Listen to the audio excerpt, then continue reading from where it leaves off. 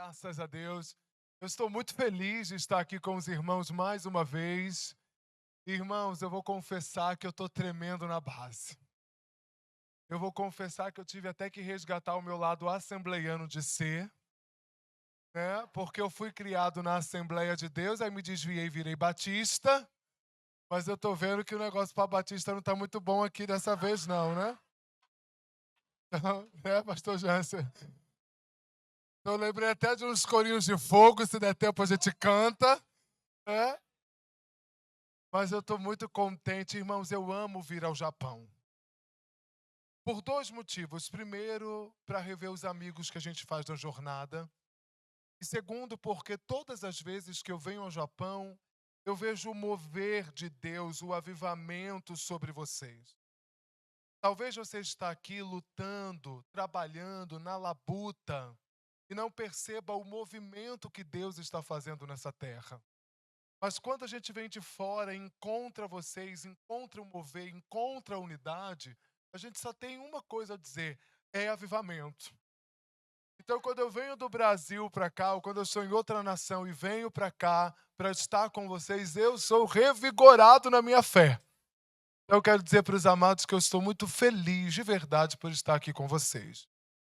Quando eu for falar aqui, eu fiz um combinado no retiro passado, que eu ia deixar um QR Code com os esboços. Então, esse QR Code aqui é do esboço de hoje. Já, se você quiser, você pode pegá-lo ali. O tema da minha palavra é: antes de cuidar do rebanho, o cuidado do pastor com a própria alma. Só que eu acho interessante, irmãos, que quando a gente fala sobre o cuidado do pastor com a própria alma e a gente vai vasculhando as escrituras, nós encontramos algumas possibilidades de falar do cuidado da alma, interpretando a Bíblia por alguns caminhos que eu quero seguir aqui com você hoje. Então eu dei um subtítulo para a minha mensagem e eu quero dizer que, para cuidar do coração, o pastor precisa ouvir atentamente, compreender profundamente e obedecer. Diga assim comigo, olhe para mim aqui, ó. Ouvir atentamente, aponte para sua testa, ouvir atentamente, compreender profundamente e faça assim, ó, obedecer. Vai fazer sentido daqui a pouco essa dinâmica. Quando eu falo sobre esse tema, a primeira pessoa que me aparece é Davi. E os motivos de eu usar Davi aqui nessa tarde estão por revelação. Acredito que Deus vai nos ministrar através de nós observarmos a vida de Davi. E eu acredito também firmemente que Deus escolhe pessoas improváveis para fazer coisas extraordinárias. Quando nós olhamos para as Escrituras, principalmente nas pessoas que Jesus encontra pelo caminho, todas elas, ou a maioria delas, seriam pessoas que nós não escolheríamos. Pessoas com suas debilidades, com suas vulnerabilidades, pessoas com suas fraquezas, pessoas com suas limitações. Lembro da mulher adúltera, lembro da mulher samaritana, lembro de todas as pessoas como o gadareno que estava endemoniado e todas as outras pessoas que Jesus foi encontrando pelo caminho, que nós, com o nosso olhar, não escolheríamos. Mas ele escolhe justamente as pessoas mais desafiadoras que ele encontra na jornada para fazer dessas pessoas testemunhas. Então percebemos que a atenção de Deus, primariamente, está para aquelas pessoas que nada são. Então eu escolho Davi porque Davi tinha todos os pontos para não ser escolhido. Era bastardo, estava cuidando das ovelhas, não era amado pelos irmãos, era negligenciado pelo pai, mas Deus o escolheu. Então, o ponto principal dessa mensagem já começa quando nós entendemos que nem sempre o escolhido de Deus vai ser escolhido das pessoas. E se você quiser ser escolhido das pessoas quando Deus te escolheu, você pode se frustrar e isso pode machucar seu coração. Já começo a mensagem dizendo que alguns de nós têm tido o coração machucado porque está se importando ou se preocupando demais com a opinião dos homens. Quando na realidade nós estamos diante da audiência de um só. Quando Davi é escolhido por mim aqui para essa dinâmica, também penso no seguinte: Deus escolheu Davi mesmo quando Davi estava em momentos desafiadores da sua vida. Até porque seus erros não definem quem você é. Seus tempos difíceis, suas fases difíceis, seus processos difíceis não determinam toda a sua jornada. E alguns de nós, por causa dos momentos mais desafiadores da nossa vida, colocamos todo o nosso ministério a perder. Então, nessa tarde, eu quero trabalhar com você, meditar com você um pouco nisso. Se você puder, abra sua Bíblia comigo em Salmos 78. Livro de Salmos, capítulo 78, nós vamos ler 3 versos, versículos 70, 71 e 72. Salmos 78, versículo 70 ao versículo 72. Quando você achar, você diz amém. Quem não achou, diz misericórdia. Eu vou esperar quem está na misericórdia. Salmos 78, do versículo 70 ao versículo 72. Está escrito assim, irmãos: escolheu o seu servo Davi e o tirou dos apriscos das ovelhas. Do pastoreio das ovelhas o trouxe para ser o pastor de Jacó, seu povo, de Israel, sua herança. De coração íntegro, ele os pastoreou, com mãos experientes os conduziu. Vamos ler mais uma vez. Escolheu seu servo Davi e o tirou dos apriscos das ovelhas. Do pastoreio das ovelhas o trouxe para ser o pastor de Jacó, seu povo, de Israel, sua herança. E de coração íntegro ele os pastoreou, com mãos experientes os conduziu. É verdade, Deus escolheu um homem comum, Deus escolheu um homem muitas vezes errante. Deus escolheu um homem de tropeços, de falhas, fragilizado emocionalmente, debilitado nas suas escolhas, precipitado muitas vezes, com muitos atravessamentos, que muitas vezes sentiu raiva, desejos incontroláveis, desejo de matar, desejo de morrer. Sim, Deus escolheu um homem, um ser humano, com certeza. Nós não escolheríamos Davi. Quando nós pensamos nesse padrão de Deus para escolher pessoas, nós começamos a corrigir a nossa visão, porque nós nos vemos nessa posição de termos sido escolhidos mesmo sem merecer. A nossa misericórdia, a nossa compaixão, o nosso olhar sensível começa agora a ser mais apurado, porque nós percebemos a misericórdia que Deus usou para nos tirar do lugar que nós estávamos. Se você lembrar do seu passado, se você olhar para trás, você vai perceber a grande transformação, a grande mudança que Deus fez na sua vida, e era impossível imaginar que você chegaria onde você chegou vivendo a vida que você levava. Então, quando nós falamos das escolhas de Deus, nós precisamos entender que Deus não escolhe como o homem escolhe. Deus não vê como o homem vê. Deus não está atento às nossas ações como os homens estão atentos às nossas ações. Deus nos escolhe baseado naquilo que nós preservamos e guardamos no nosso coração. E aí, enquanto eu estava meditando sobre isso, eu lembrei de algo interessante, que é quando Jonas é chamado por Deus para ir a Nínive. Você conhece a história. Jonas ouve um chamado de Deus para ir para Nínive, e ele fica tão cismado, tão revoltado, tão inconformado com o chamado de Deus para ir para Nínive, que ele foge para Tarsis. Você lembra do texto? Ele entra num barco, atravessa para o outro lado, em direção oposta, e todo o processo acontece. Vem um vento, uma tempestade, tiram sorte, decidem jogar Jonas para fora do barco, um grande peixe o engole, ele se arrepende profundamente dentro do ventre do grande peixe, o grande peixe o joga em Nínive, e ele vai e prega, mesmo contrariado no seu coração, e a cidade toda se arrepende. E aí, no último capítulo do livro de Jonas, tem um diálogo dele com Deus.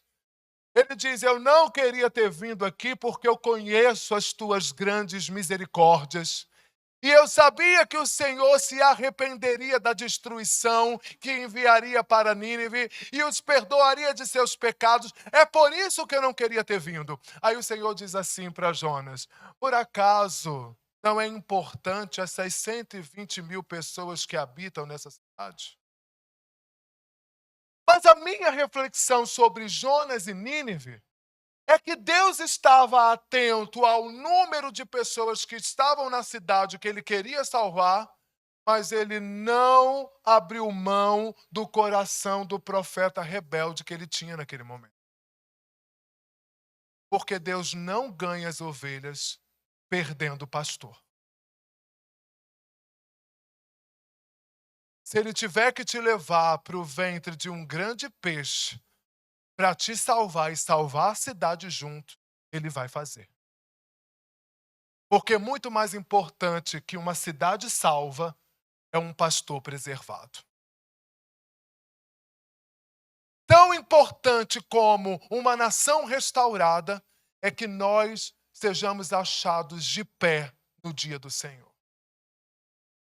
Então, toda obra que Deus tem na nossa vida está muito mais focada no trabalho que está sendo feito em nós primeiro do que no trabalho que está sendo feito através de nós. Paremos e vamos analisar que às vezes nós estamos tão focados naquilo que estamos fazendo que nos esquecemos da qualidade do coração que temos enquanto estamos fazendo. Por isso eu gosto muito de uma palavra no hebraico que se chama kavaná, que é a intenção do coração, que o próprio Davi usa em Salmos 51, e ele diz: esquadrinha a intenção do meu coração, avalia a minha kavaná, vê se há em mim algum caminho mau. A partir do momento que Deus começa um trabalho em nós, ele diz assim para nós: eu tenho promessas para cumprir na sua vida, eu tenho coisas para fazer através de você, mas eu estou interessado de fazer uma obra em você, no seu coração, na sua história. Eu vou começar a obra por você. Então eu olho para Davi, lembro de Jonas, mas eu quero aprofundar o que a gente tem para conversar através da vida de Davi. Quando nós olhamos para Gênesis no capítulo 2, no versículo 15, lá aparece uma expressão no hebraico também que aponta para guardar e cultivar a terra. E o texto, Gênesis 2,15, diz que Deus dá ao homem uma ordem para guardar, cultivar, para lavrar a terra. No hebraico a expressão é abade. Eu gosto muito dessa palavra, coloquei até em um dos meus livros. Mas a questão importante aqui do texto é que quando Deus manda o homem guardar a terra, ele não está falando apenas para o homem fazer um trabalho manual, ele está dando uma tarefa para este homem, para que este homem guardasse no seu coração a sua missão e o seu propósito. Por isso que a palavra também guardar, ela aparece também no hebraico similar a chamar, que está completamente conectado ao guardar aquilo que eu ouvi de Deus. Por isso que o chamar ou guardar no coração está envolvendo o processo de ouvir atentamente, compreender profundamente e obedecer. Porque só consegue guardar algo que Deus falou para si quando nós ouvimos isso atentamente, compreendemos profundamente e decidimos obedecer. Quando nós paramos para pensar nisso, olha como é interessante ouvir a Deus. Porque em Gênesis 1 Deus fala, em Gênesis 2 Deus fala, em Gênesis 3 Deus fala. Mas a primeira vez que aparece que o homem ouviu a Deus foi em Gênesis 3, depois da queda. Deus fala em Gênesis 1, Deus fala em Gênesis 2, mas a expressão que diz que o homem ouviu foi em Gênesis 3, quando houve a sentença, a condenação por causa do desvio. É por isso que mais tarde Moisés, na libertação do povo do cativeiro no Egito, vai estabelecer o Shema Israel. É lei agora ouvir a Deus, porque entende-se que as nossas maldições, as nossas quedas, os nossos tropeços, as nossas destruições estão aneladas, anexadas ao fato de que nós estamos fazendo coisas sem ouvir. Por isso que agora é uma lei, é uma ordem. Nós vamos parar para ouvir a Deus, porque só é possível manter o coração íntegro se nós ouvirmos o que Deus tem a dizer. Então, quando a palavra chamar aparece aqui no contexto primordial da criação do homem, em Deuteronômio no capítulo 6, Moisés estabelece o chamar Israel, algo muito poderoso salta aos meus olhos quando eu estou estudando a vida de Davi. Sabe o que surge, irmãos? O fato de que Deus falou com Davi várias vezes durante a sua vida, durante a sua história. E a primeira vez que Deus fala com Davi, na realidade, Deus fala de Davi para alguém. E eu quero dizer para você que o seu ministério não começou quando você ouviu a Deus pela primeira vez. Quero dizer para você que o seu ministério começou quando Deus falou de você para alguém. Porque muito antes de Deus falar com você, Deus falou sobre você. Quando Davi ainda está sendo pastorzinho de ovelhas, quando Davi ainda era uma criança, quando Davi ainda estava escondido atrás das malhadas, 1 Samuel capítulo 15, versículo 22, diz que o Senhor fala com Saul sobre a queda do seu coração e diz para Saul: o Senhor já estabeleceu alguém para ocupar o seu lugar. No coração de Deus, Davi já estava posto naquele lugar que Saul perdeu por causa da sua atitude inapropriada. Eu gosto de 1 Samuel, capítulo 13, versículo 13 e 14, que diz: Saul, você procedeu neciamente, imprudentemente, e o Senhor estabeleceu alguém para assumir o seu lugar. Deus já estava falando de Davi, e Davi ainda não tinha ouvido Deus. O problema é que nós estamos vivendo um ministério, às vezes, tão desafiador, que o silêncio, a falta de sinais, a falta de acontecimentos extraordinários está tirando de nós a alegria daquilo que Deus já falou sobre nós. Deus está falando sobre nós com homens poderosos. Deus está falando sobre nós para os ímpios, para os gentios. Deus está soprando o nosso nome diante de pessoas importantes na terra. Mas por causa das faltas de sinais que nós não conseguimos ver no momento, nós desestabilizamos porque não ouvimos da forma como queríamos.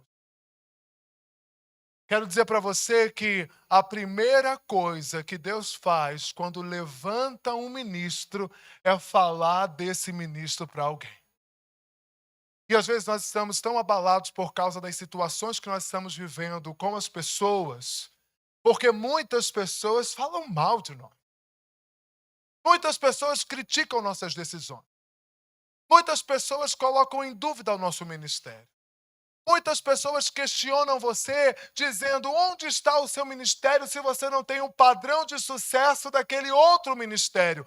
Onde está o sucesso do seu ministério se você não tem os números daquele ministério? Onde está o sucesso do seu ministério se você ainda não tem o espaço geográfico daquele outro ministério? E aí você se coloca dentro do padrão dos homens, se preocupando com o que as pessoas estão falando de você, enquanto o próprio Deus está anunciando o seu nome, a sua vocação, o seu chamado, o seu destino para homens poderosos, tirando pessoas de posições, movendo pessoas de lugares, rebaixando pessoas a posições e preparando você para assumir essas posições, e você fica cabisbaixo porque você não tem visto as coisas acontecerem como você gostaria. Só que Deus está nos lembrando nessa tarde: eu estou falando de você para homens poderosos. Eu estou falando sobre o seu ministério, apesar de terem pessoas falando mal de você. Apesar de terem pessoas desacreditando de você. Apesar de terem pessoas duvidando de você. Então, a primeira vez que Deus fala sobre Davi, Deus não fala para Davi. Deus fala sobre Davi. Vou repetir. A primeira vez que Deus fala com Davi, Deus não fala com Davi, Deus fala sobre Davi. Talvez você esteja dizendo, Deus, quando vai chegar a minha vez? Já chegou e você não está percebendo porque você está procurando sinais humanos.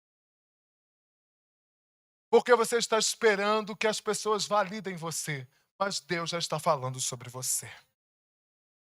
Quando nós observamos a trajetória de Davi, nós percebemos que nem ele enxerga em si mesmo as suas potencialidades. É muito difícil, irmãos, quando nós estamos diante de pessoas que não enxergam nossas capacidades, nós enxergamos as nossas capacidades porque nós nos olhamos de acordo com o que as pessoas falam sobre nós.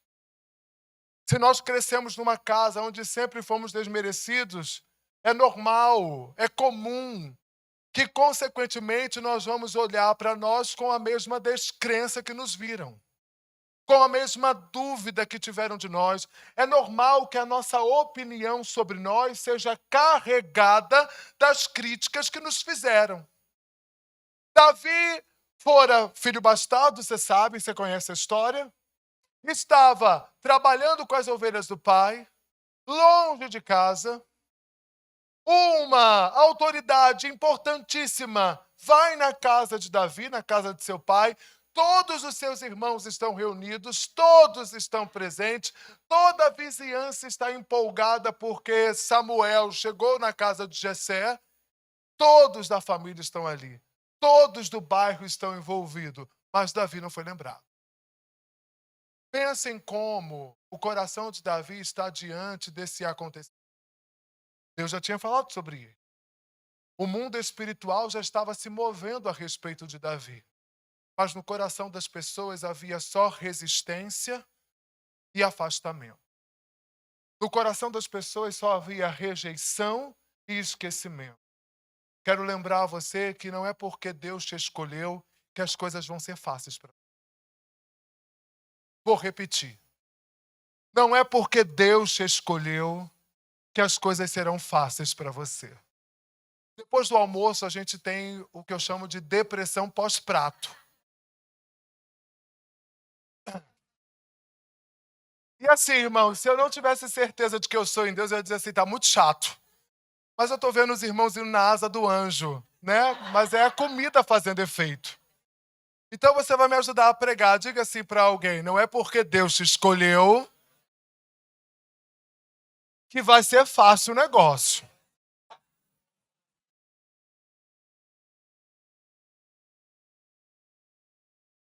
Não é porque Deus já falou com você para reis e para homens importantes que todas as pessoas vão te aceitar. A própria família de Davi o rejeitou. Tem uma notícia para te dar. Possivelmente parte da sua família também vai te rejeitar. Provavelmente você vai enfrentar dilemas com pai, com mãe, com irmãos, com sobrinhos, com primos. Provavelmente você vai enfrentar dilemas com pessoas que você ama, que você tem afeto, por fazer a vontade de Deus. Pessoas vão se afastar de você, vão fazer um movimento de repulsa com você, mesmo sem você ter feito nada. E você me pergunta, pastor, por que isso acontece? Isso acontece porque o inimigo das nossas almas está num trabalho de fazê-lo desistir daquilo que Deus já falou sobre você. Então, um pastor guarda o coração, primeiro, quando ele está convicto daquilo que Deus está dizendo. Se você não tiver convicção da opinião de Deus a seu respeito, não adianta você tentar, porque todas as vezes que você enfrentar uma resistência, você terá dúvida. A pior coisa que tem é quando nós temos um líder cheio de dúvidas. A dúvida no coração de um líder é incredulidade, porque como pode alguém que está guiando um povo ter dúvida do lugar que está indo? Eu preciso ser a primeira pessoa no meu ministério a acreditar naquilo que Deus falou sobre mim. Tem gente que olha para mim e diz: André, você é demais. André, como Deus te usa. Aí eu olho para mim e digo: eu não sou nada porque minha mãe disse que eu não sou nada. Eu não sou ninguém porque meu pai disse que eu não sou ninguém. Chega uma hora que nós precisamos começar a ter ousadia para trocar as falas que regem o nosso coração. Aquela sua ovelha importante para você, o seu braço direito, a pessoa que te ajudava no ministério, foi embora dizendo que você era muito ruim, depois disso você nunca mais se levantou. Hoje é a tarde de você trocar essa voz do seu coração. Hoje é a tarde de você trocar essa voz do seu coração. Porque a partir do momento que nós começamos a ser regidos pela voz certa, o nosso coração volta a ser protegido. A partir do momento que nós começamos a ouvir os decretos certos, o nosso coração volta a ser blindado. Alguns de nós estamos muito vulneráveis porque nós deixamos que a voz, o diabo falou através de pessoas nos nossos ouvidos. Deixamos que essas vozes ecoassem e nós fomos perdendo as forças. Mas enquanto isso, enquanto as pessoas estavam sendo usadas pelo diabo para desanimar você, sabe o que o seu Deus estava fazendo a seu respeito? Encorajando pessoas a acreditarem em você.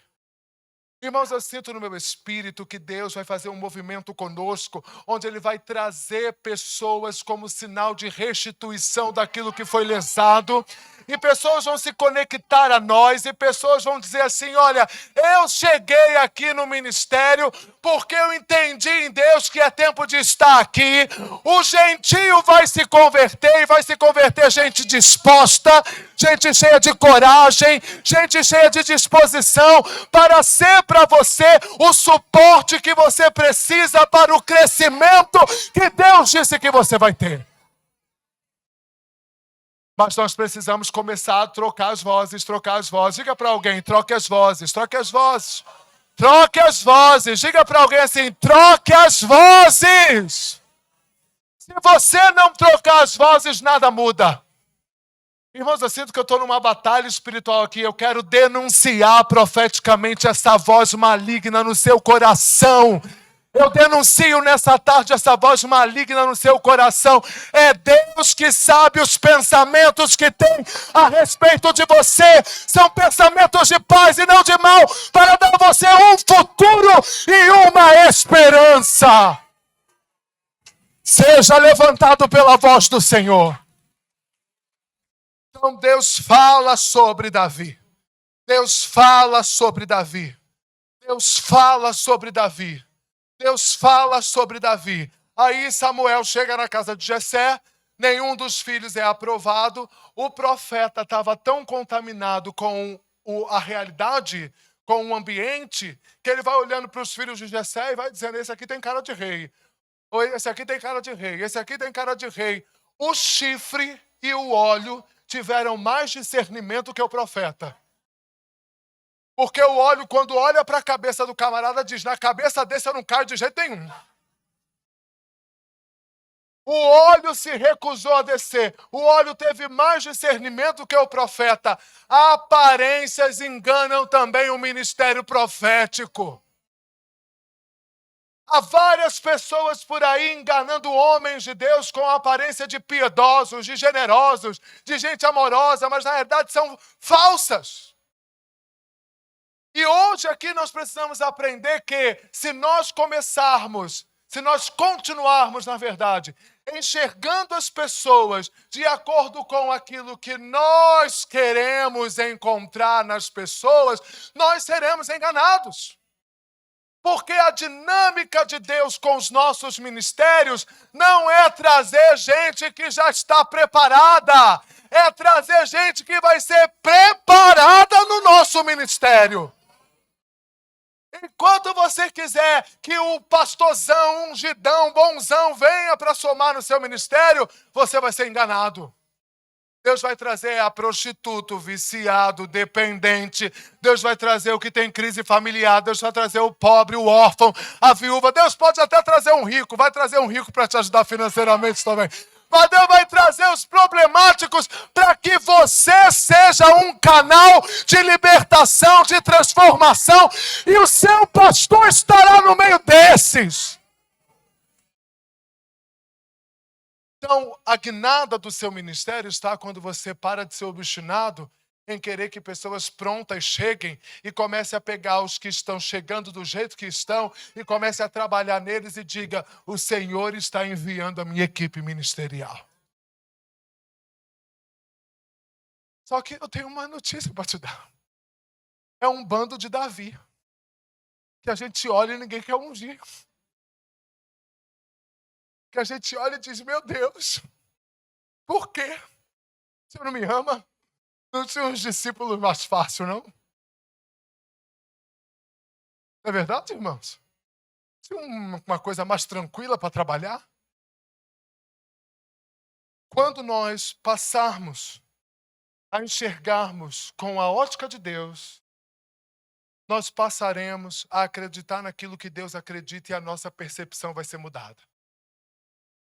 Quando nenhuma das opções que Samuel tinha foi aceita por Deus, chega Davi. Irmãos, eu fico imaginando o constrangimento desse dia. Eu fico imaginando o embaraço desse dia. Eu fico imaginando a raiva dos irmãos de Davi. Eu fico imaginando a confusão na mente de Jessé.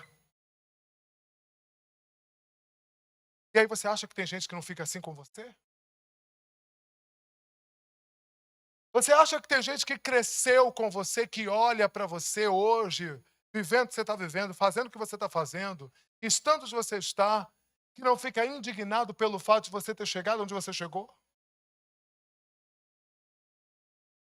Você acha que não há pessoas que questionam o fato de que você alcançou coisas que você talvez nem dá valor, mas tem gente que daria a vida pela unção que está na sua cabeça. E a gente que tem a unção sobre a cabeça, de verdade, irmão, em muitos momentos, daríamos a vida para não ter. Porque é pesado. Porque é doloroso. Mas você precisa se lembrar que existe uma multidão em volta de nós que desejava ser o Davi no dia em que Samuel chegou na casa de seu pai. Você precisa escolher se você será aquele que acredita naquilo que Deus tem falado sobre você, ou se você será aquele que acredita naquilo que as pessoas estão falando de você. A segunda vez que Deus falou sobre Davi ou com Davi, a palavra chamar aparece em 1 Samuel, no capítulo 17, 23. Quando Davi ouve o desafio com Golias, eu acho isso extraordinário. Porque onde a maioria de nós vê desafio, vê um problema, vê a morte, vê o caos, vê tribulação, vê derrota, vê desespero, vontade de desistir, um homem ungido vê oportunidade. Irmãos, a gente perguntando: Senhor, onde está a minha unção? Porque a gente vai lidando com algumas circunstâncias e algumas circunstâncias são tão arrasadoras, tão difíceis, tão desafiadoras, que a gente olha para o dilema, a gente olha para o gigante, a gente olha para o desafio e a gente logo sente que vai morrer. A gente logo sente vontade de fugir, a gente logo sente vontade de desistir. E aí está a questão de um coração desanimado ou de um coração que não está andando na unção o suficiente. Porque a partir do momento que um desafio aparece para um homem ungido, a dinâmica de enfrentamento desse desafio não é com um sentimento de perecimento, mas com um sentimento de oportunidade. Algumas pessoas foram embora da nossa vida por livramento. Se algumas pessoas continuassem no nosso ministério, você não cresceria como você vai crescer a partir de agora. Se algumas coisas continuassem da forma como estavam, As coisas nunca iam desatar para você, porque você nunca ia mudar sua postura diante daquela situação. Algumas coisas estão acontecendo como estão acontecendo, algumas afrontas estão aparecendo, alguns gigantes estão se levantando, porque Deus está te dando uma oportunidade de promoção. Para um homem ungido, gigante não significa morte ou perda. Para um homem ungido, um gigante significa oportunidade de ser promovido. A questão está, nós recebemos a unção, nós estamos debaixo da unção, estamos debaixo da voz que Deus liberou ao nosso respeito, mas quando nós olhamos para o gigante, nós comparamos a estrutura do gigante com a nossa estrutura. E a gente diz, mas olha o que eu tenho de ministério. Olha, mas eu não tenho não sou nem graduado. O pastor Dominique disse aqui que é pastor de 90 milhões de pessoas, não é isso, irmão? Eu sou de 120. Eu disse, Senhor, não dá nem para sonhar em competir com isso aqui.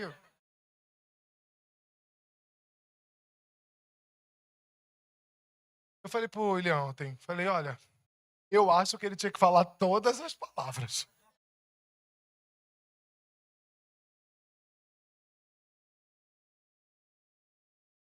Mas você já pensou se todas as vezes que nós nos sentimos desafiados, nós recuássemos porque nós medimos, nós comparamos a nossa estrutura com a estrutura do desafio.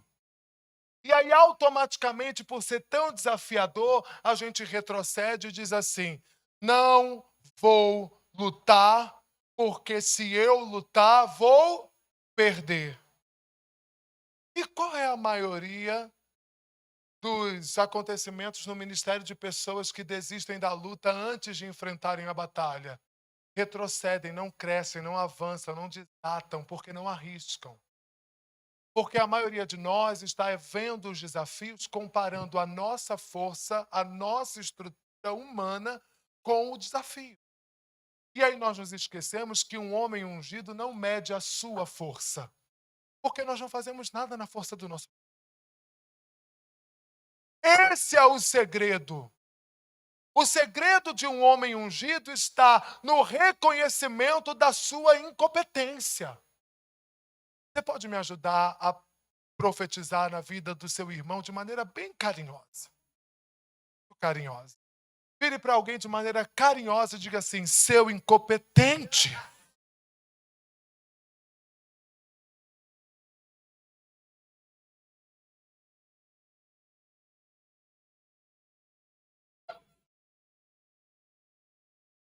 Você foi carinhoso com essa pessoa, eu não quero que ela fique chateada.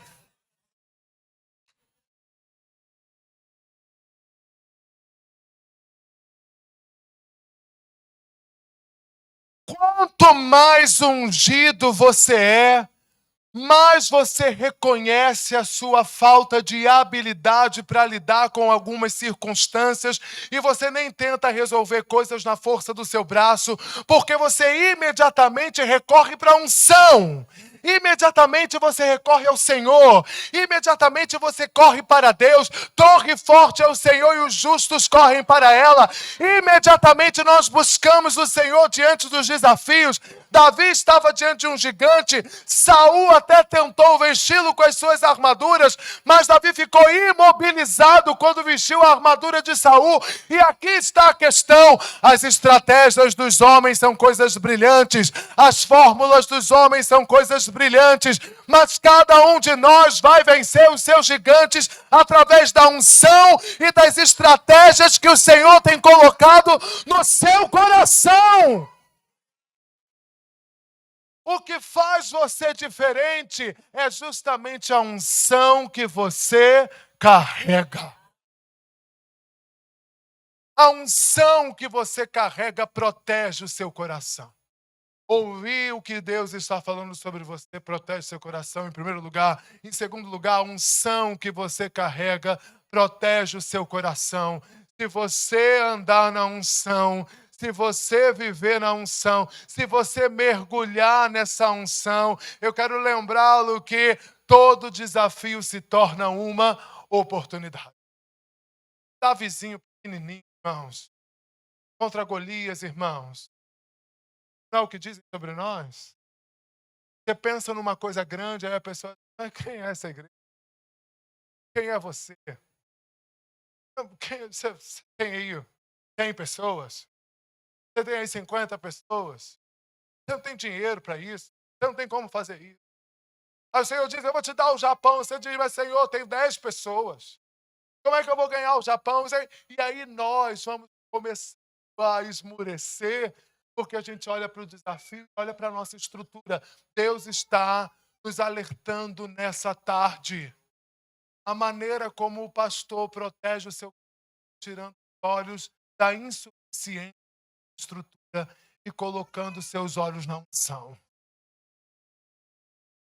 Seu crescimento virá a partir do momento que você começar a caminhar nessa nova medida de unção. E aí eu coloquei assim, ó, o que é terror para alguns, o que é um momento tenebroso para algumas pessoas, o que é um momento de caos para algumas pessoas, será o momento da sua maior oportunidade. Eu tenho ouvido notícias, rumores, de que as coisas para imigrantes no Japão não têm sido fáceis. Quero dizer para você que será o ano, o tempo das suas maiores oportunidades. Será o ano de compra de casas, de terrenos, de expansão de negócios, de abertura de empresas. Será o ano de crescimento de igrejas, porque o que é terror para algumas pessoas será o tempo da nossa maior oportunidade. Você consegue entender que o que preserva você não é o que você tem nas mãos, mas é o tamanho da unção que você preserva no seu coração. A terceira vez que Deus fala com Davi é quando ele aparece, é quando Deus se manifesta ali na conversa entre Davi e Jonatas. E Davi ouve Jonatas. Digo que Deus se manifesta porque eu acho uma coisa linda quando um amigo ouve outro amigo. Eu acho divino quando um homem consegue se submeter à voz de um semelhante. Não tem nada mais espiritual que a capacidade de ouvir e de... Uma coisa que aparece na vida de Davi e que também deve aparecer constantemente na nossa vida é a capacidade de ter amigos íntimos a ponto de nós submetermos o nosso coração com o conselho dele. A gente sente a nossa... Eu falei no workshop aqui mais cedo que muitas vezes nós não queremos agradar as pessoas.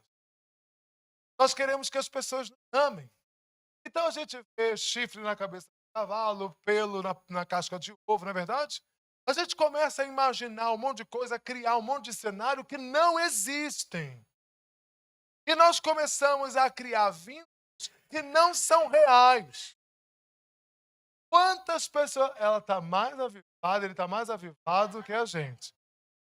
Quantos vínculos que nós construímos que não são reais?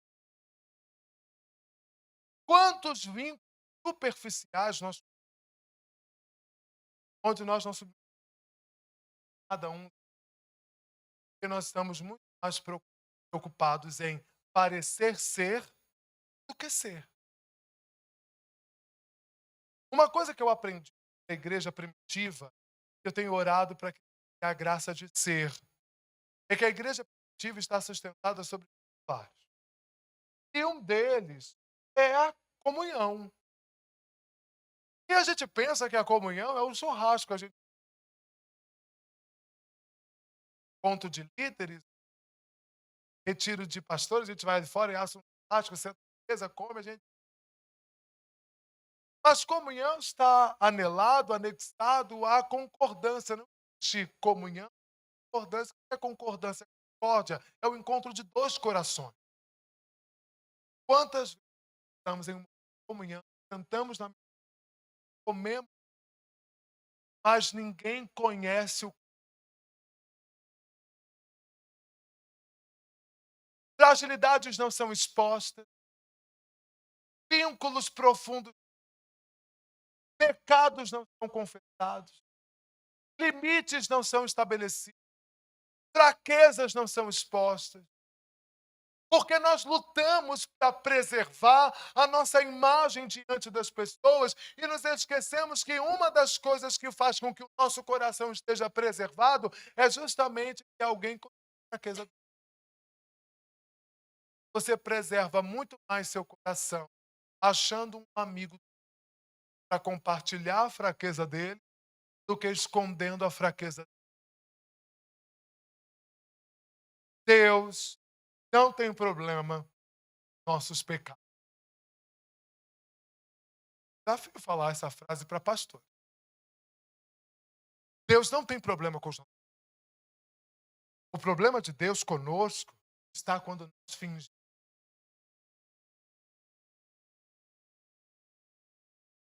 Porque Ele disse que todos os dias nós erraríamos. A palavra, Ele conhece as nossas. Mas a grande questão de Deus conosco está quando nós achamos que enganar. Dizendo, Senhor, comigo está tudo bem. Nós escondemos o nosso coração das pessoas e muitas vezes nós escondemos em nosso coração de Deus. Quando Davi ouve Jonathan, lá em 1 Samuel, no capítulo 2, versículo 13, a raiz da palavra chamar aparece na construção de escutar atentamente o que Saul estava planejando.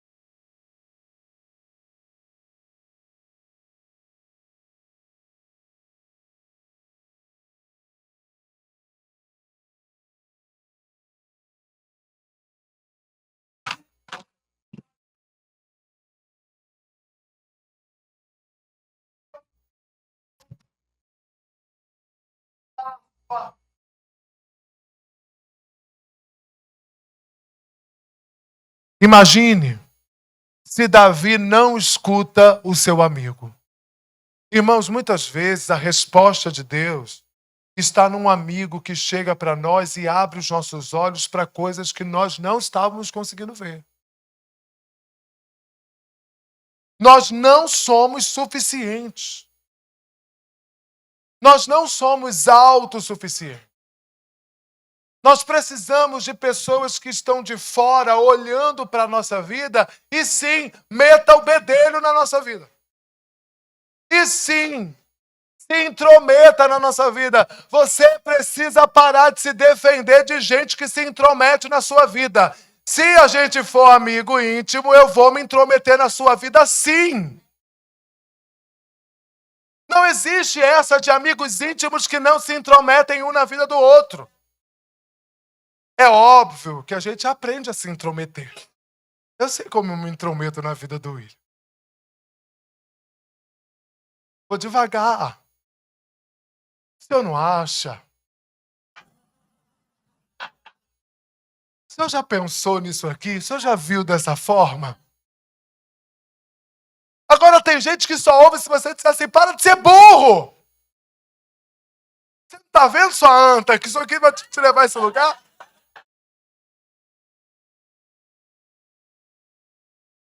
Você vai precisar aprender a ser voz de Deus no coração das pessoas que estão em sua volta. Isso faz parte também do seu ministério. Isso faz parte também da sua vocação. Aprender a comunicar ao outro que o outro precisa ouvir e aprender a ser disponível para ouvir de Deus aquilo que Ele colocou na boca do outro a seu respeito. Tem um recado de Deus para a minha vida, que está na opinião, na boca do outro. Porque o diabo usa pessoas para nos amaldiçoar. É verdade. Toda vez que o diabo quer arrasar a nossa vida, ele coloca uma pessoa no nosso caminho. É, não é verdade, irmãos? Você tem consciência aí de que algumas pessoas foram enviadas pelo diabo para a sua história, né? Mas todas todas as vezes que Deus quer nos abençoar, o que ele faz, irmãos? Ele envia pessoas. O teu problema é que você parou lá no primeiro ponto. Quando Deus falou de Davi para Saul, Deus deu para Davi um inimigo. Aí aquelas mulheres cantaram lá aquela musiquinha que eu amo. Saul matou 1000. Davi matou 10.000. Saul matou 1000. Davi matou 10.000. Saul ouve a música. Ele diz que desgraçado. Eu que promovi esse camarada, agora quer tomar o meu lugar. E aí como é que começa a história, irmãos? Saul querendo matar Davi porque se sentiu, de alguma forma, ameaçado. Jonathan não era uma ameaça para Davi?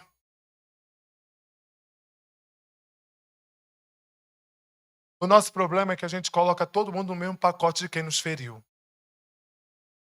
Tem gente boa chegando no seu ministério e você trata com o mesmo peso que você tratou aquele traidor.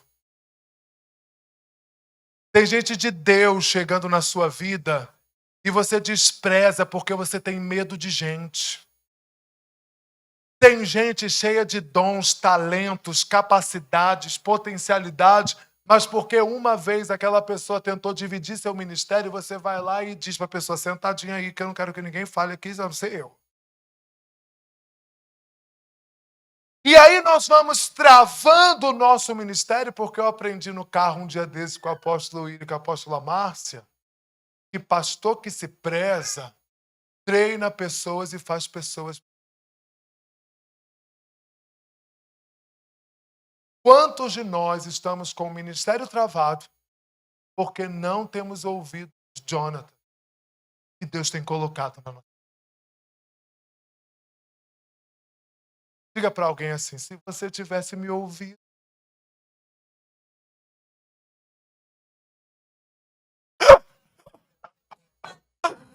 Diga para outra pessoa, caça alguém e diga assim, ó, se você tivesse me ouvido. Essa é a hora que os pastores queriam algumas ovelhas aqui, né? Se você tivesse me ouvido, sua vida seria muito mais fácil se você tivesse ouvido os Jonatas que Deus colocou no seu caminho. Nem todo mundo quer a sua destruição. Ainda tem pessoas que te amam, ainda tem pessoas que cuidam de você, ainda tem pessoas que querem seu bem, ainda tem pessoas que querem ver você melhor do que elas. E eu quero profetizar, Deus vai colocar no seu caminho gente que vai te preservar a vida. Mas vai ser, irmãos, uma coisa maravilhosa nos próximos dias. Vai ter fila de gente boa cruzando o seu caminho nessa estação.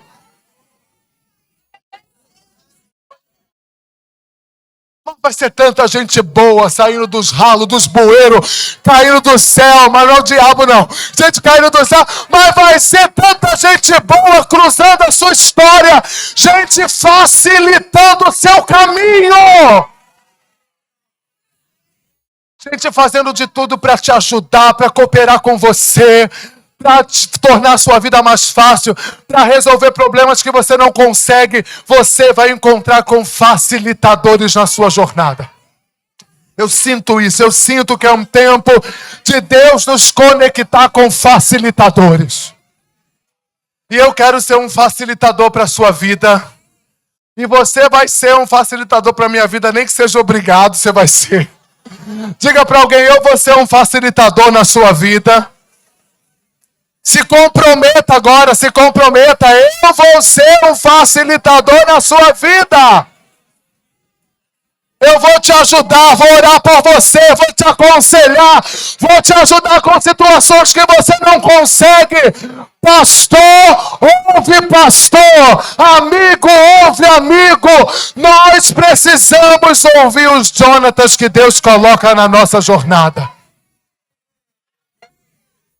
Glória! Gostei desse lado pentecostal meu, que estava perdido.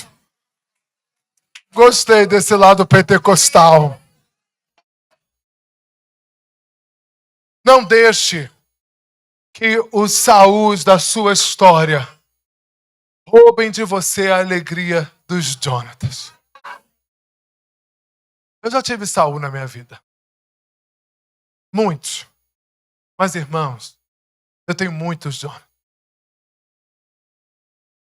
Uma coisa que o pastor nunca pode perder é a capacidade de amar pessoas. Não é porque a gente tem que ser prudente como a serpente que a gente não precisa ser manso como a pomba. Sua prudência não pode roubar de você sua inocência. Seu pé atrás não pode roubar de você sua capacidade de amar como Deus ama. Tem gente que precisa de você. E como que essas pessoas nos terão se a gente está traumatizado com quem nos perseguiu para nos matar? Alguns de nós estamos lá naquele tempo. E aí eu lembro de Cânticos 2. Eu amo Cânticos 2. O amado está fora da caverna, a amada está dentro da caverna. Aí o amado diz para a amada: amada, vem, pode sair. A amada diz: vou nada. É inverno, tem um monte de raposa aí fora.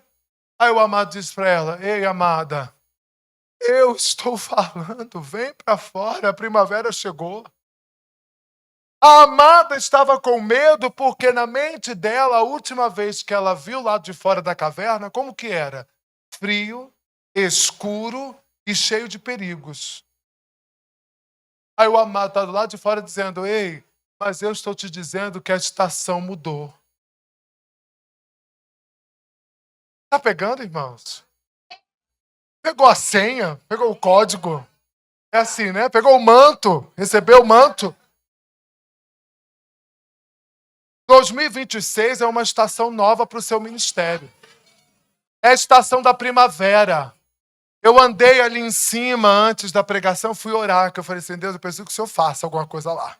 Aí eu fui orar lá em cima e eu vi os matos aqui, tudo muito seco. Só que o sol começou a esquentar. E aí no meu espírito eu entendi: Deus está mudando a estação. Por que Deus não estaria mudando a nossa estação espiritual? Alguns de nós viemos de processos difíceis nessa transição de ano. Mas por que não se levantar a cabeça hoje e começar a entender que a cooperação de Deus chegou?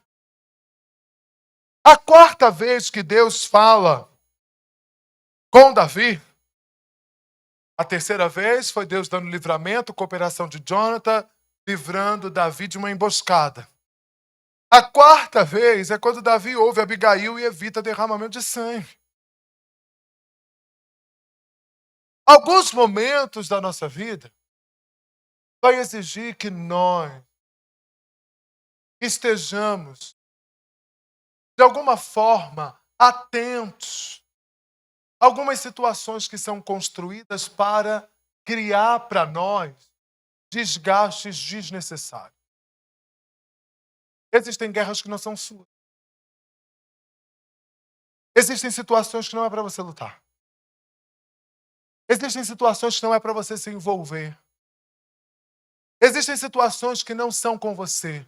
Eu lembro sempre de 1 Samuel 30, quando Davi está acampado lá em Ziglag, e aí ele vai querer ajudar o rei numa batalha que não era dele, numa luta que não era dele, e ele volta e o acampamento está queimado. Lembra disso?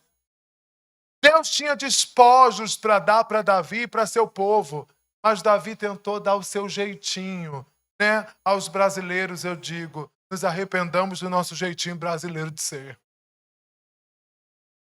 O tentar dar jeitinho, o tentar consertar da nossa forma, o tentar fazer as coisas acontecerem com um certo tipo de manipulação, se nós não ouvirmos a voz das Abigail, nós vamos enfrentar guerras que nós não precisávamos enfrentar.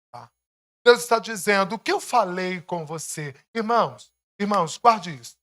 O que Deus falou com você? Qual é a palavra que você recebeu no seu coração? O que Deus falou que ia fazer no seu ministério? O que Deus disse a seu respeito? Deus falou alguma coisa nova durante esse tempo? Se não, permaneça naquilo que Deus falou com você quando você começou.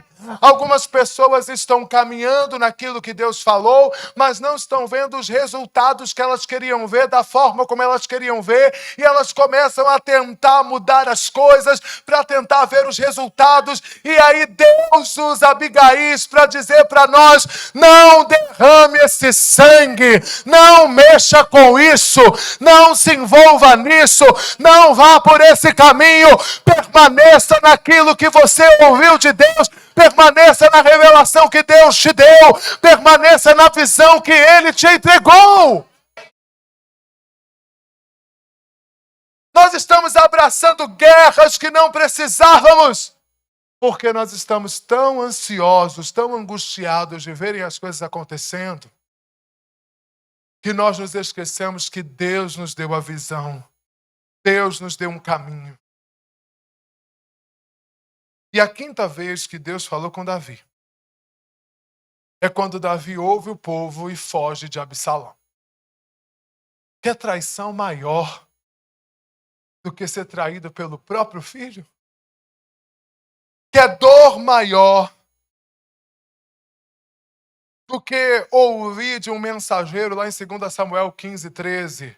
Então veio um mensageiro a Davi dizendo: o coração dos homens de Israel seguem a Absalão. Que dor maior para um coração de um pastor ouvir que sua equipe, sua liderança, seu time, suas ovelhas conectaram seu coração com outro coração que não seja.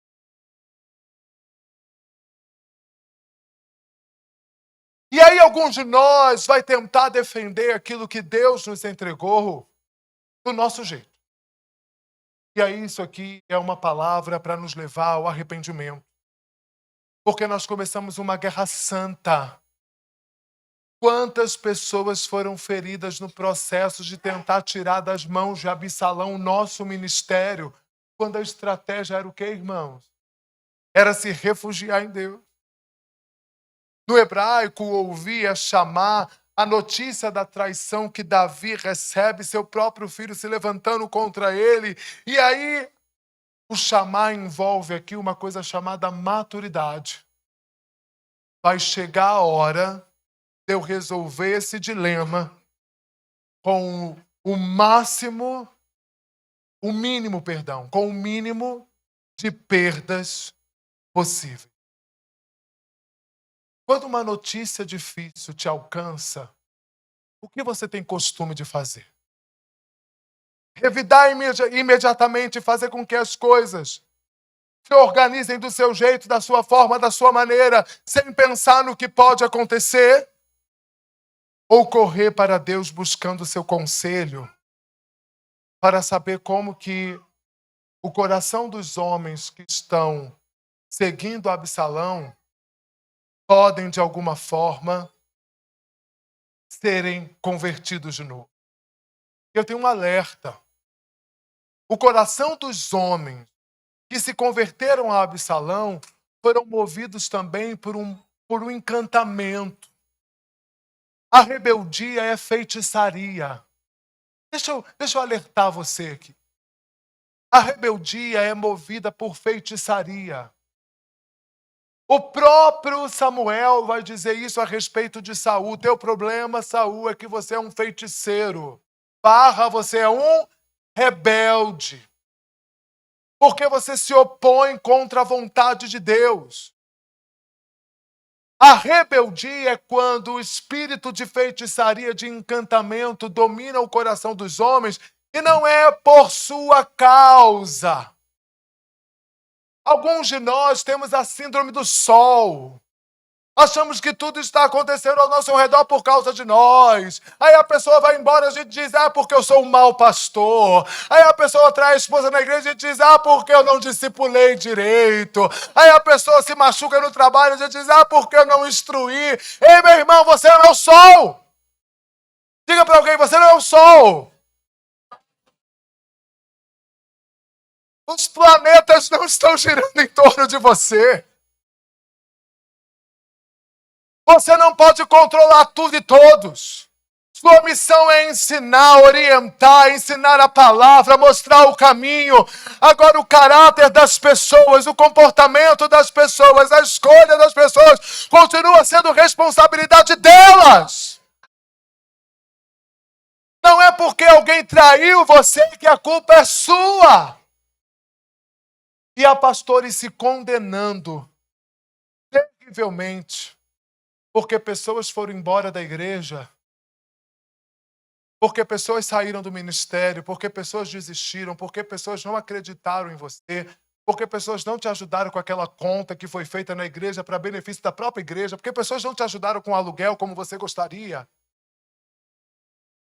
Porque pessoas acreditaram na fofoca que surgiu na igreja que você está com dinheiro. Coisa maligna é quando surge na igreja assim, você viu? Onde o pastor está, deve estar com dinheiro.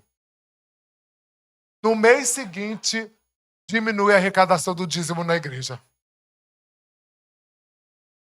É ou não é, irmãos? Você viu, o pastor trocou de carro. Foi com dízimo e com oferta. É ou não é, irmãos? E aí nós, o que nós queremos fazer? Nos defender. E a gente vai lá, briga com todo mundo, xinga todo mundo, e arranja confusão com todo mundo. E uma coisa que era uma cilada, o que acontece? A gente cai nela. Existem coisas que acontecem no nosso ministério que são uma cilada. E você precisa de discernimento espiritual para lidar com ela. Muitas vezes o nosso profético não se desenvolve porque nós nos ofendemos com facilidade. Eu li um dia desses uma frase que mexeu comigo. Que o diabo está recrutando um exército de ofendidos. Irmãos, para todo lugar que a gente olha tem alguém destilando ofensas. Você chega na igreja feliz, você está disposto a ter um culto maravilhoso, vem um irmão te fazer raiva. Você está lá ministrando o culto feliz, uma coisa simples, que já era para estar organizada, feita, planejado, tudo orquestrado. A bendita da pessoa vai lá e falha numa coisa que você diz, não acredito. Você diz, não acredito. A vontade que dá da gente reagir, não é verdade? Mas entre a unção e a coroação de Davi, houve alguns processos. Esquecimento, perseguição, injustiça, caverna, guerra, solidão. Pense se Davi foge desses processos. Pensa se Davi abandona esses processos. A promessa foi liberada, mas o processo foi longo. E o que protegeu o crescimento de Davi? O chamar, que foi a capacidade de guardar o que Deus disse no coração. A capacidade de preservar o que Deus falou sobre mim. A capacidade de manter intacto o que Deus falou sobre o meu ministério. A capacidade de lutar por aquilo que Deus disse, por aquilo que Deus falou. E a palavra chamar, Aparece tantas vezes na história de Davi, e eu observei 5 textos com você, onde o chamar aparece na vida de...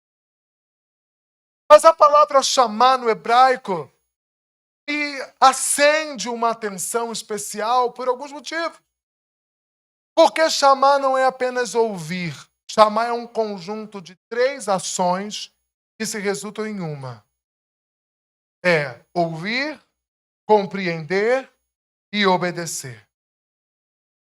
É ouvir atentamente, compreender profundamente e obedecer. Irmãos, não existe edificação de promessa sem ouvir.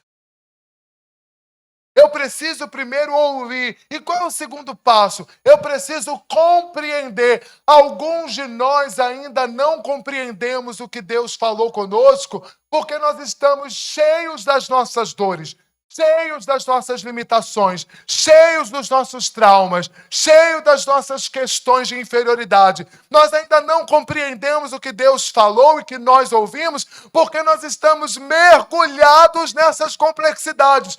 Chamar inclui ouvir, mas inclui também compreender. A nossa oração deve ser: Deus, eu sou um pastor, estou no Japão, fui chamado para ser um pastor missionário, mas eu preciso compreender profundamente o que o Senhor tem comigo nessa estação.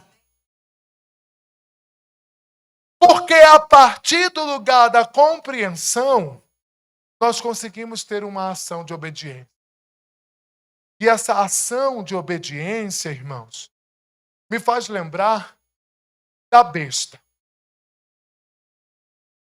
Porque quando João, no Apocalipse, vai falar da besta, você lembra lá de Apocalipse 13?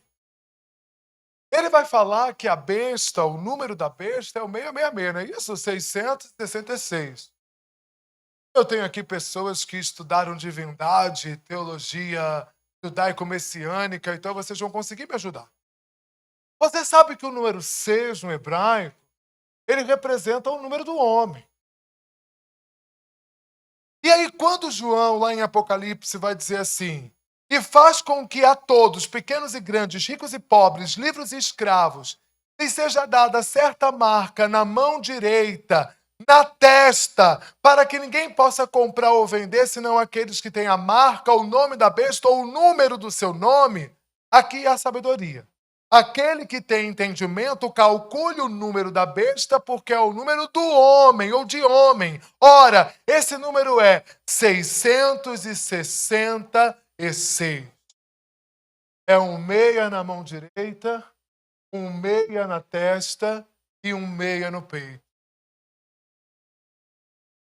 E aí eu lembro quando em Deuteronômio 6, Moisés vai orientar que o chamar inclui amar a Deus de toda a sua força, de todo o seu entendimento e de todo o seu coração. Amar a Deus sobre todas as coisas é ter um 7 na mão, porque o 7 representa o número. Um 7 na testa e um 7 no coração. A gente pensa que a marca da besta é o chip, não é verdade? A vacina, a globalização. A gente pensa que a marca da besta vai ser uma coisa assim, física, um sinal extraordinário. Mas quando na realidade a marca da besta é quando nós nos amamos acima de todas as coisas. De toda a nossa força, de todo o nosso entendimento e de todo o nosso coração. Por isso que os judeus ortodoxos, quando usam a tefilim, amarram-a no braço, na testa, e se curvam balançando o peito e batendo a mão no peito, fazendo suas rezas. A tefilim amarrada na mão e na testa, com os textos do Shemar Israel, do chamar, ouve Israel, o Senhor o teu Deus é um. Contexto sobre amar a Deus sobre todas as coisas. Eles vão balançando a cabeça e batendo a mão no peito, Eles estão dizendo: não deixe que meus lábios digam diferente daquilo que pensa minha mente. E não deixe que eu deixe de te amar de toda a minha força, de todo o meu entendimento e de todo o meu coração. A marca da besta, irmãos, é quando nós nos amamos mais do que amamos a Deus. Alguns de nós já foi uma besta. Alguns de nós já se comportou como uma. Porque tentou preservar a si mesmo, amando a si mesmo, esquecendo que se nós tivéssemos Deus protegendo nossa mente, nosso coração e nossas ações, nós não seríamos abalados. Se nós trocarmos a prioridade do que pensa a nossa mente, do que sente o nosso coração e do que faz a nossa mão por Deus, nós vamos preservar a promessa. Nós vamos preservar as palavras que Deus liberou a nosso respeito. E nós vamos viver aquilo que Ele tem para nós. E para encerrar, eu digo a você uma coisa. Nem toda perda foi ataque. Algumas coisas que nós perdemos foi abandono nosso. Algumas foram sementes que nós rejeitamos por orgulho, por imaturidade ou por suscetibilidade à ofensa. Abraçamos Saul, rejeitamos Jonathan, não ouvimos Abigail, compramos guerras que não eram nossas, preservamos a ofensa, abandonamos as pessoas que deveriam ser sustentadas por nós. Nós fizemos tantos movimentos baseados nas dores do nosso coração que nos distanciaram da promessa. Um pastor que preserva o coração, um líder que preserva o coração, ele decidiu que por mais doloroso que seja amar Deus sobre todas as coisas, não vale a pena fazer outra coisa que não seja viver as promessas.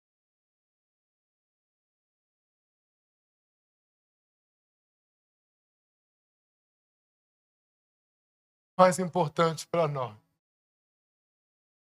do que qualquer coisa nessa terra. Ontem, quando o pastor Dominique fez o apelo, eu vim correndo aqui na frente. Eu contei para o William no carro.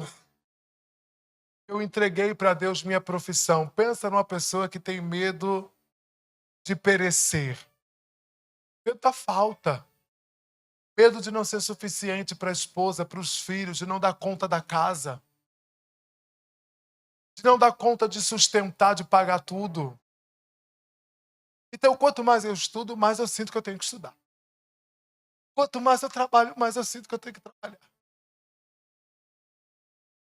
A vontade de ter controle sobre tudo é tão grande. E ontem os meus olhos se abriram mais uma vez. Eu vi Deus, eu acho que eu estou perdendo um pouco o controle.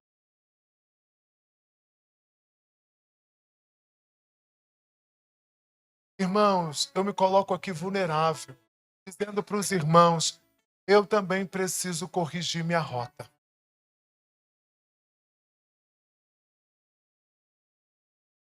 Eu também preciso deixar que Deus cure minhas dores sobre pessoas.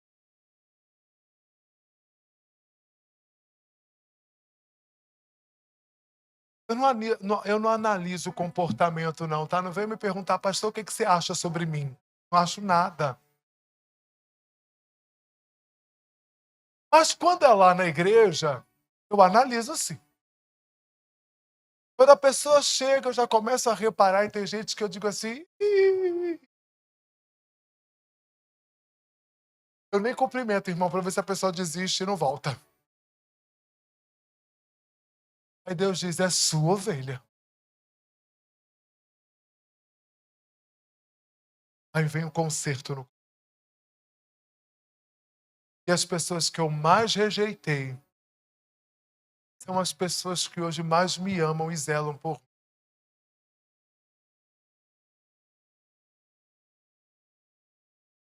Deus quer nos ajudar a lidar com o nosso coração. Quero orar rapidamente, que meu tempo está acabando. Se você quiser colocar seu coração na balança de Deus hoje, corre aqui na frente para a gente orar junto.